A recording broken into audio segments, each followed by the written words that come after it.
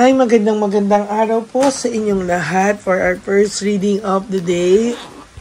Pasensya na po kayo, masama po ulit ang aking pakiramdam. Ganito po talaga ako pag magbe-birthday, no? Yan.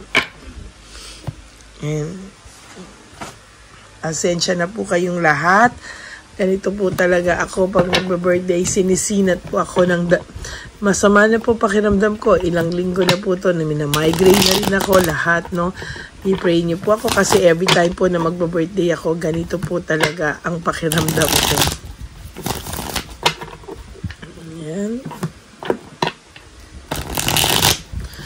Palasahin lang muna po natin ito. Ano po kaya ang makikita natin sa first reading of the day ngayong Miyerkules?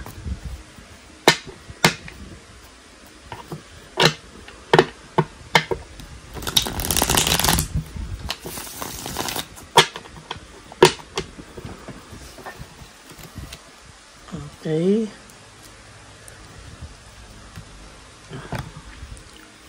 One, two, three, 4, 5, 6, 7, 8, 9, and 10.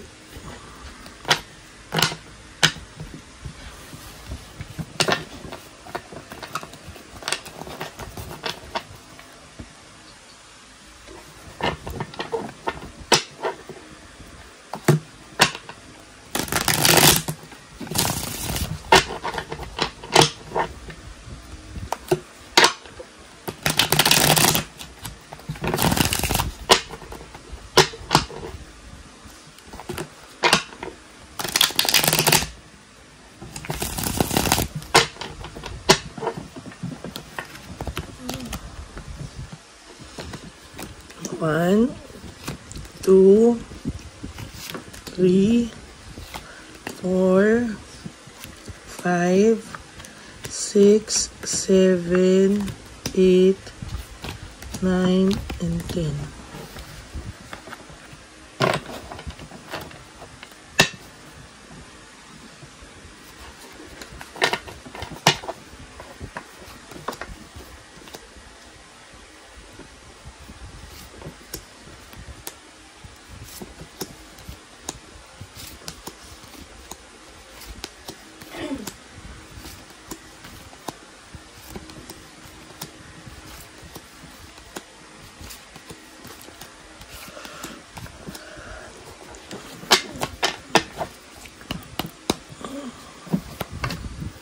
Nako, for your first card is all about hatred and maliciousness, no?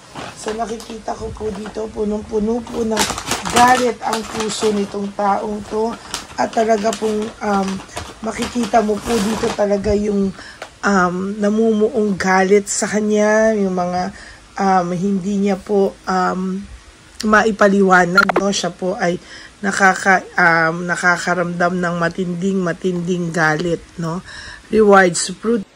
Siya ay nagagalit siya lalo na kapag ikaw ay may reward, ikaw ay nananalo. Para siyang hindi niya mapakiramdaman yung sarili niya. Para siyang nagagalit, no? Para siyang nakakaramdam ng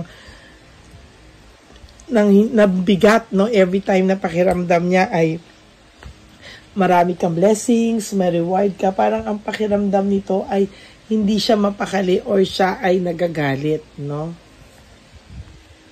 Rebellion and new approach, no?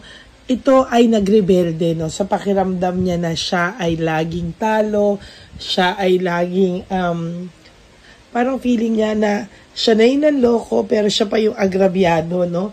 Marami pong ganyan na feeling niya siya na nga yung nanloko pero pinapalabas niya pa na siya yung agrabyado, no?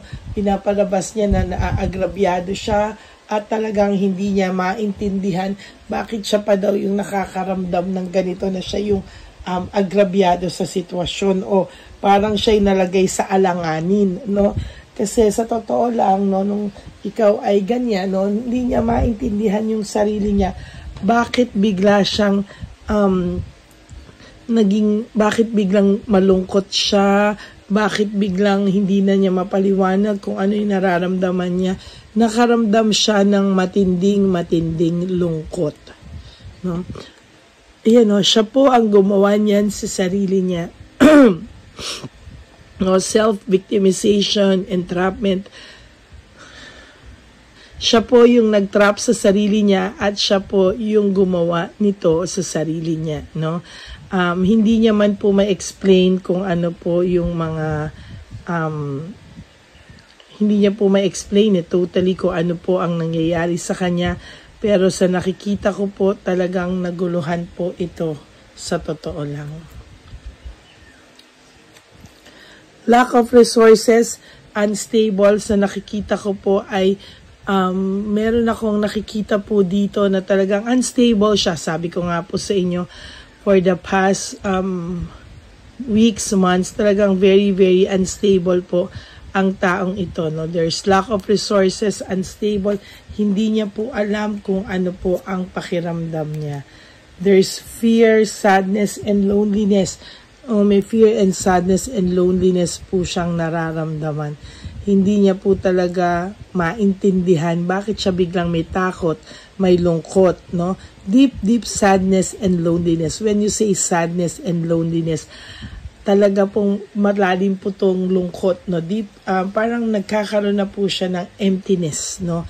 Parang ang pakiramdam niya po sa totoo lang ay hindi niya po akalain, no? Bakit daw po siya ganyan, no? Bakit daw po siya biglang nalulungkot at talagang hindi niya maintindihan ang sarili niya. Connected to the universe, connected naman po siya, no? Sa totoo lang po ay pinipilit niya pong maging okay at connect sa universe, pero nalulungkot pa rin po siya dahil alam niya po sa sarili niya na nakasakit siya ng tao, nakaloko siya ng tao, nagsinungaling po siya. Alam niya po talaga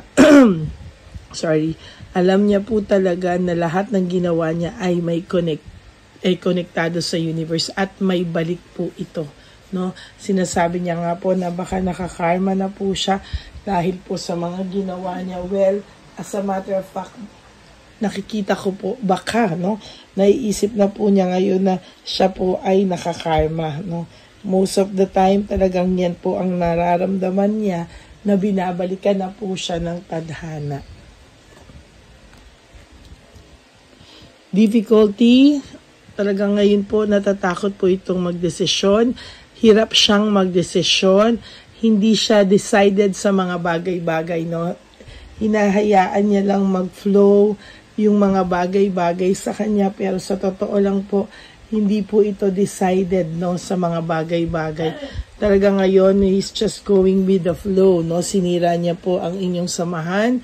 Sinira niya po yung inyong mga pangarap, mga plano sa buhay, at talagang sa nakikita ko po ngayon ay talagang hirap na hirap po ito sa totoo lang. Naiisip niya po din, no, bakit niya sinayang yung samahang meron kayo, no? Talagang kasi po nakaramdam po ito ng talagang panlalamig, no? Nakaramdam po siya ng kaboringan, no? Parang hindi po kasi ganyan ang pagmamahal, no? Na pagkaboring ka na, hindi ka na masaya, iiwanan mo na lang yung tao. You have to work things out, no? Ayan, no? There is this disaster and broken pride, shattered dreams. Sa totoo lang po, sa nakikita ko, talagang may karma talaga siyang nararamdaman sa mga oras na to. No, may karma po talaga, nakakarma po siya. This is the tower, no? At hindi in reverse, no? Disaster talaga, shattered dreams. Ang pagbagsak po ng mga pangarap, pagbagsak ng lahat, at pagguho ng mundo, no? Dahil po sa hiwalayan nyo, nagkakaroon po siya ng delayed success, masamang ora, no? Hindi po maganda ang kanyang hinaharap because of this third party. Sobra po itong si Chabelitang Palaka or si Shokoy, talaga pong iba po ang pakiramdam nila. Oh, talagang disaster, no? Punong-puno po ng karma. Ginusto niya po kasi na i-restore ang kanyang control, ginusto niya pong maging free. Yan po ang nangyari sa kanya. Hindi po siya maayos, no? Ngayon po meron po siyang depression na nararamdaman, no? Talagang depressed po ang taong to at talagang hindi niya rin po alam kung papaano po niya tatahakin ang bawat oras, no? Ang bawat panahon na dumadaan sa kanya. Talagang hirap na hirap po siya ngayon, sa totoo lang. Naging selfish po kasi siya. Selfishness, jealousy, and insecurity. Sobra po ang third party nyo, no? It's either si Chabilitang Palaka or si Shokoy. Talaga pong insecure talaga siya. And nagsiselos po talaga siya sa'yo, no? At talagang wala siyang pakialam kung nakasakit siya o kung nakaapak siya. Basta siya ay masaya, yun po ang kanyang iniisip. Pero sa ngayon po, hindi po sila totally naging masaya. Bakit? Dahil po sa ganito, no? Meron po nararamdaman ng person yung loss, grief, and self-pity. Ngayon pa lang po nagsisingkin sa kanya lahat ng mga kabalastugan na pinaggagawa niya po sa iyo, no? Ngayon po alam niya palaban ka na.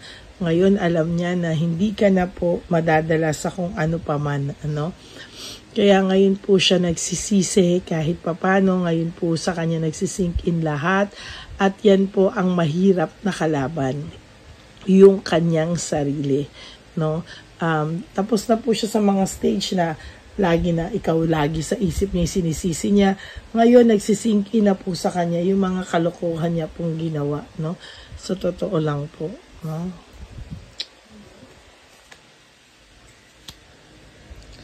Change of cycle, no? Iikot na po, no? Kayo po at magiging maayos na po kayo sa mga susunod pang panahon, no? Hindi po talaga tama, no? Pero magiging ano talaga kayo, no? Change of cycle, ibig sabihin talaga pong iikot ang mundo. Siya talaga ang mahihirapan. Ayan yung nararamdaman niya, dissatisfaction and lack of inner joy. Talagang sa nakikita ko po, malungkot ang taong ito at sa totoo lang, hindi niya po alam kung ano ang kanyang tatahakin sa mga susunod na panahon. Dinadaan niya lang po sa strategy na head over mind, no? Dinadaan niya lang po talaga dito. Pero sasabihin ko po sa iyo, talagang nalulungkot po ang person mo sa mga oras na to. Oh, ayan si Chabilitang Palaka o si Shokoy, very insecure sa'yo, no? Very, very insecure. And sa totoo lang, lalo na po pag ikaw ay may blessing o may financial security, nalalaman nila nagiging okay ka, ang lumalabas po sa kanila ay frustration, no? May frustration po at hindi mo po matatawaran talaga, no? Na talagang ito po ay nakakaramdam ng matinding frustration sa buhay, no? Kaya po sabi ko nga sa iyo, huwag ka pong malulungkot kasi sa totoo lang, lagi po silang may conflict, conflict ng iyong rivalry at ng iyong kakompetensya, no? At hindi mo po alam, akala mo talo ka, pero talagang totoo po, it's a victory and success sa iyo. Huwag ka pong malulungkot, no? Kung iniisip mo po ay talo ka or what, hindi po, there's a reward waiting for you. May mga mangyayari pa po na talagang ikakapanalo mo pa po sa mga susunod na panahon. You have to have willpower, inspiration, and desire. Kailangan mo lang pong manalig sa lahat ng mga gusto mong mangyari, sa mga inaambisyon mong mangyari at sa desires of your heart, no? Kailangan mo lang pong ayusin lahat. Yan, no? There is emptiness and meron siyang emotional loss, emptiness na nararamdaman, kasalanan niya po yun. Ikaw, kailangan mo magkaroon ng clear mind at bagong perception sa buhay, no? Para lalo ka pong maging maayos, no? Sa mga susunod na araw, lalo po siyang mawawala ng motivation, lack of passion, and uninspired. Magiging uninspired po ang tao na ito at hayaan mo lang po siya, no? Kasi sa totoo lang, yan po ang karma sa pagiging pagpa-power trip niya. pagsisinungaling niya, nawalan po siya ng direksyon sa buhay. Yan po ang inyong first reading of the day today, no? For those of you po who would like to have a private reading with me, you can message me po at Lady Lee Elena, that's Ladyly, Elena, nasa dulo po yan ng ating video. Diyan nyo lang po ako makokontak. That's my only legit and official FB account. Ayan, pasensya na po kayo. Lately, minamigraine ako. Talaga siguro sa mata ko na rin po to, sa salamin ko. But, hindi ko po alam. Talagang no. So, pasensya na po kayo kung hindi ako nakakapag third reading. Talagang itinutulog ko po minsan yung sakit ng ulo ko. Hindi pa po kasi ako nakakabalik sa ophthalmologist ko. Buti nga po, may contact lens ako dahil minsan pagka matagal ko nasuot yung salamin ko, sumasakit na rin po talaga. Okay, maraming salamat po sa inyong lahat. And for those of you who would like to give me a super thanks for this video, I would love and be grateful for that so that our street lolos and lolas will enjoy our loot bag sa Christmas edition po ng One Love a Day. Ayan. So maraming salamat po sa inyong lahat. And of course, sa aking mga subscribers na hindi po nag-skip ng ads, maraming salamat po. At sa aking mga ever loyal and solid Lady Elena friends, family, and subscribers, I love you all from the bottom of my heart. Mahal na mahal ko po kayong lahat. At ang lagi ko pong bilin sa inyo is to live one day at a time, or each day po, you wake up, do 3 things that will make you happy. Huwag niyo muna po isipin yung mga okasyon na darating sa inyo, like yung malapit na yung birthday niya, birthday ko, anniversary namin, Pasko, bagong taon, at especially ang Valentine's Day. Huwag niyo muna po lahat isipin yan, just focus sa ngayong araw na to, at talaga pong dire-diretso lang po, dire-diretso lang po kayo. Okay, maraming salamat po sa inyong lahat. And of course, life is too short. Don't make it shorter by stressing yourself from all the pains and heartaches na binigay sa inyo ng kahapon. Just surrender everything to the divine universe and just let go and let God write your life and love story. I will be back po for another set of reading. Huwag po kayong malulungkot. Ako po ay magbabalik for second reading of the day. God bless you all and I love you all. I will all see you again later. Bye!